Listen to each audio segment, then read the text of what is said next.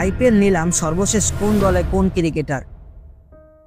চলছে আইপিএল এর মেগা নিলাম। 3 বছর পর পর হওয়া মেগা নিলাম এবার অনুষ্ঠিত হচ্ছে সৌদি আরবের জেদ্দায়। 2 দিন ব্যাপী নিলামের প্রথম দিন আজ রোববার 24 নভেম্বর। গোটা দুনিয়ার ক্রিকেট ভক্তদের চোখ ভারতের এই ফ্র্যাঞ্চাইজি টুর্নামেন্টের নিলামে। কোন তারকা কোন দলে গেল, কত টাকায় কেনা হলো তাকে, ভক্তদের আগ্রহের জায়গা অনেক। পাঞ্জাব কিংস। কখনো আইপিএল শিরোপা জিততে না পারা পাঞ্জাব কিংস এবার নিলামের সবচেয়ে বেশি 110 কোটি 50 লক্ষ রুপি নিয়ে হাজির হবে। মূলত খেলোয়াড় রিটেনশনের ক্ষেত্রে সবচেয়ে নাজুক অবস্থায় তারা।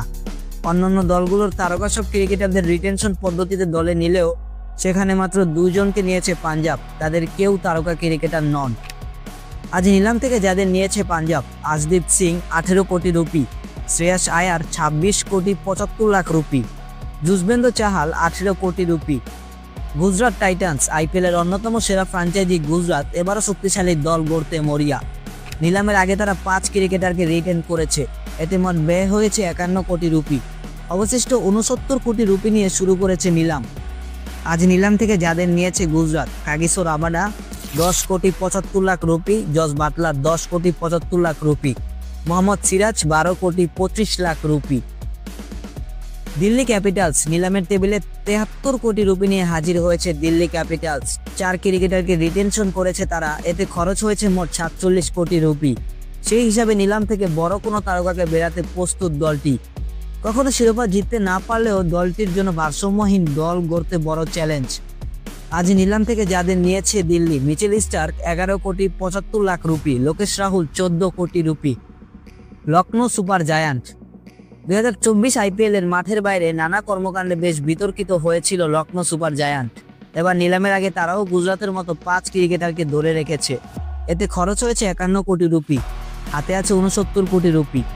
আজ নিলাম থেকে যাদের নিয়েছে লখনৌ: ঋষভ পন্থ 27 কোটি রুপি, ডেভিড মিলার 7 কোটি 50 লাখ রুপি।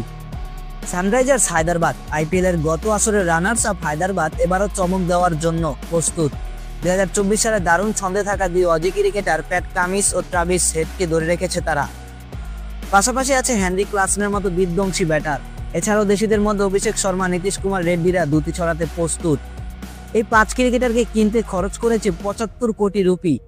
অবশিষ্ট 45 কোটি রুপি নিয়ে নিলাম শুরু করেছে হায়দ্রাবাদ। আজ নিলাম থেকে যাদের নিয়েছে হায়দ্রাবাদ: মোহাম্মদ শামি 10 কোটি rupee. Royal Challengers Bengaluru. IPL এর সবচেয়ে জনপ্রিয় দল ধরা হয় রয়্যাল চ্যালেঞ্জার্স বেঙ্গালুরুকে। মূলত কিংবদন্তি ব্যাটার বিরাট কোহলি থাকায় দলটির জনপ্রিয়তা আকাশচুম্বী। এবার নিলামে বড় অঙ্কের অর্থ নিয়ে হাজির হয়েছে আরসিবি। রিটেনশনের সময় তারা দলে বেরিয়েছে বিরাট কোহলি, রজত পাতিদার ও ইয়াস দয়ালকে। এদের কিনতে মোট খরচ করেছে 37 কোটি রুপি। ফ্র্যাঞ্চাইজিটি নিলাম শুরু করেছে 83 কোটি রুপি নিয়ে। আজ নিলাম থেকে যাদের নিয়েছে বেঙ্গালুরু: লিয়াম লিভিংস্টোন 8 কোটি 75 লাখ রুপি।